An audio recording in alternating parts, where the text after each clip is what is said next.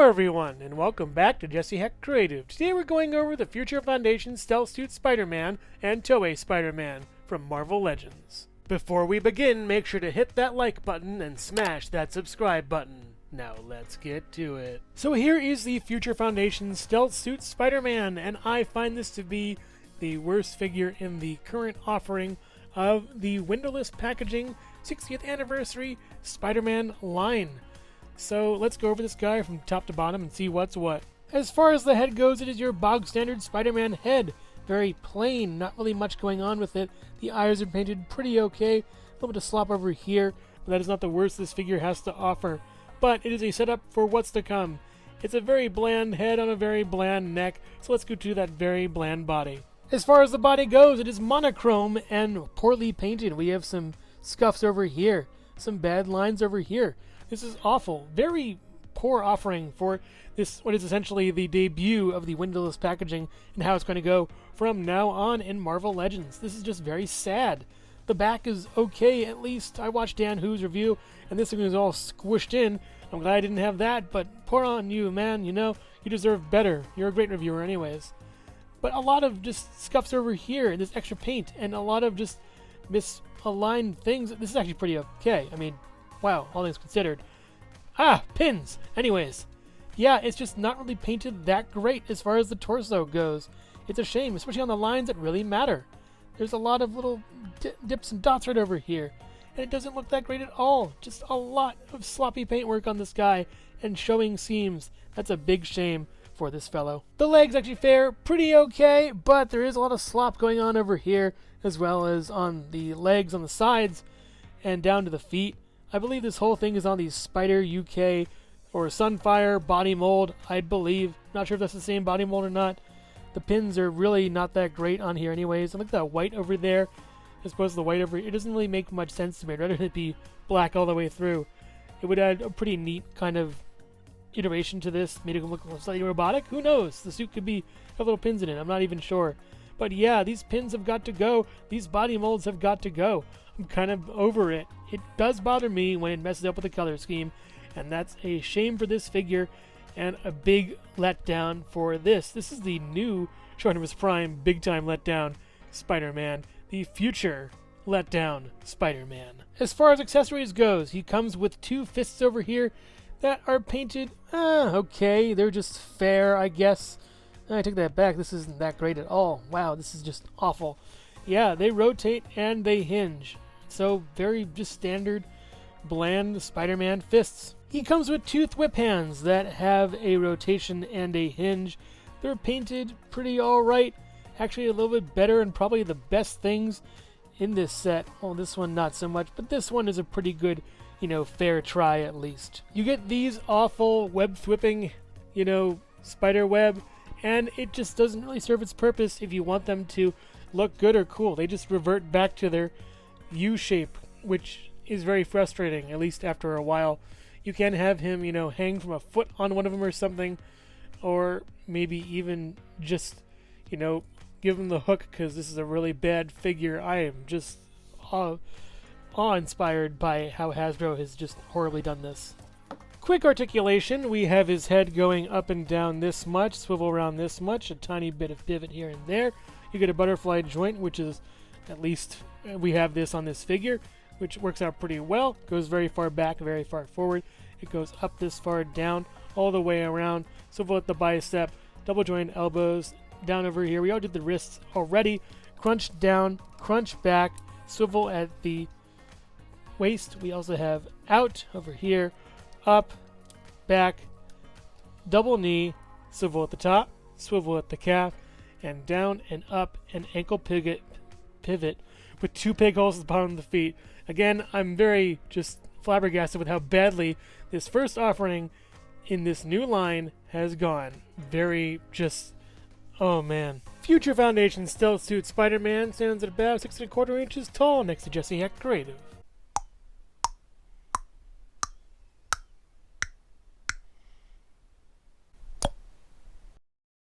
Hello everyone, and thank you so much for watching so far. Make sure to click like, subscribe, share, and leave a comment. You can also click the bell icon for more creativity. Now let's get back to it.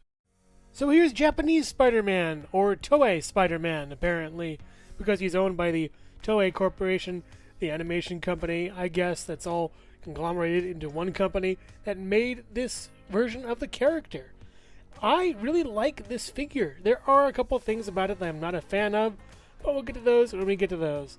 So yeah, let's take a look at this guy and see what is what about him. Starting with the head, you get kind of a cheap feel, not cheap as in the plastic or the paint, but cheap as in the materials used to make the costume that was seen on screen.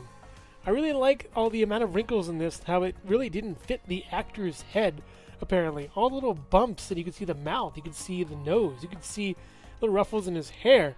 It's very well done, and kind of looks like something that Spider-Man would have in the actual comics. There's even bumps for the ears. It's very misshapen and very weird. The lenses are like a little pearlescent silver, which is actually really cool, and the webbing is really nice with a couple of hiccups here and there, but I can excuse it because it adds to the just sort of feel of this suit, and especially this headpiece. It's wonderful and looks really great. There are no alternate heads for this, but I really appreciate what they did here. The torso is pure classic Spider-Man, and one of my favorite torsos that they've done, at least design-wise. All of these little sort of just webbing lines are wonderful. The blue is a very nice, really sort of regal kind of blue. That spider emblem is very classic and more like an ant than a spider. It's pretty cool. You could tell this is painted on, but it has a little bit of TLC love put into it when you have all these little bowed sort of like points to the webbing, which looks really great. There is some separation at the neck over here, but I can excuse that, you know, when it just looks pretty good, and actually I think it's intentional to sort of be broken up by the neck. He's going to have to turn his neck after all. The spider emblem on the back is just oval with a couple little legs coming out of it, and the arms are well done. The hue is more pinkish than red in some places here and there, especially the joints right over here. Yet, I can let that slide as, again, it adds the charm of the figure. I know I'm probably letting this get a big pass, but this is kind of very cute that this whole thing is all this put together as well as it is. The fists look really good. The little, like, sort of gauntlet here looks nice. I think it's to control some kind of robot. It's painted pretty okay and has a string of numbers on it, actually. Let's see. Oh, it says Spider-Man. I knew that. It said Spider-Man right over there. Yeah, but it does look like numbers when you hold it upside down. Yeah, really nice torso on this figure. Good coloring and good painting as well. The legs are pretty standard for Spider-Man. Nothing really that much to see. It's a nice blue with some good, you know, just some good sculpting, I think. That's basically it. It's very baggy in some places, like the hips up here and the calves down here, as well as some of the pieces on the thighs. You can see that little outcropping right over here. We also have this nice looking boot. There's no swivel for the boot, sadly, but you get some nice webbing down here, as well as going down to the foot. On the bottom, you get the soles of the shoes that are this kind of like cream colored, at least, I would think. And it kind of looks weird on the figure, but I can give it a pass. You know, it's probably source material stuff. I haven't really seen it, but from what little clips I've seen, at least, this is very accurate to the character. Well done, Hasbro, and well done, Toei. Toei Spider-Man comes with two fists. They swivel and they hinge as well. They're pretty good. A little bit of rubber to them, but I'm okay with that. I like how everything comes down to a point right over here. That looks pretty good. I don't think I've seen that in any Spider-Man sort of recently. They all just go straight on with that. It really has a nice little touch that his sort of fingers are closing in on that. It's pretty cool. We also have this gauntlet that is removable. Let me see what it looks like without. Yeah, you could use this for a normal Spider-Man. This is actually pretty neat. I like it a lot. Probably switch the gauntlet from left to right, but for right now, I kind of want to keep it where it was initially. You never know if he's going to need that giant robot, and you know, now might be the time. The gauntlet is pretty cool. It looks nice. It has a couple little dots on it signifying some lights here and there, as well as the aforementioned Spider-Man tampo.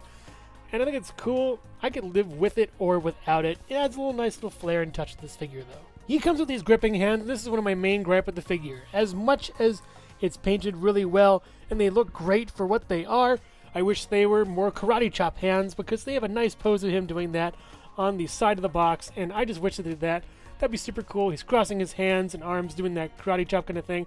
It does not, like, cross well over here. It doesn't work as well as it should. Not because of the lack of butterfly joints, but you can actually get this in that kind of pose, but not have the karate chop hands.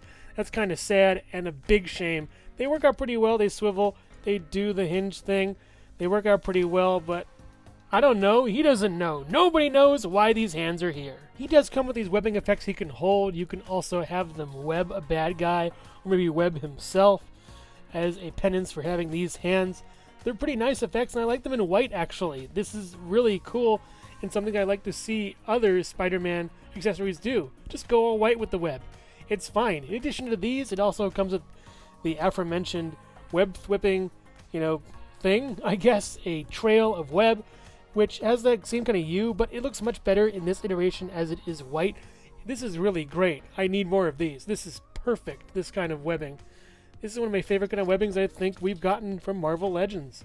It works out well with the figure. I mean, you could do the same things you can with other Spider-Men with it, but it adds a little more flair as it's just pure white, and it just looks great on this guy and other Spider-Men. As far as articulation goes for Toei Spider-Man, he has a ball-jointed hinged head. It can go up this far, down this far, swivel around, get a little bit of pivot right over there. We also can go up on this, taking care not to have it scratch into that.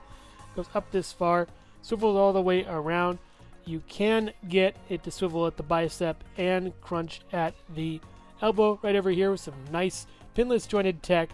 Looks really cool and very good. Can go up very far on the elbow. Goes down, swivel, and hinge as we've seen before.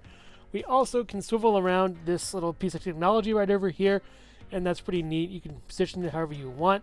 You get a crunch down, a crunch back. Not that far, sadly. Swivel over here, out, in, up, back, not that far. Good knee though. Looks pretty good on that. Swivel up top, no swivel at the bottom.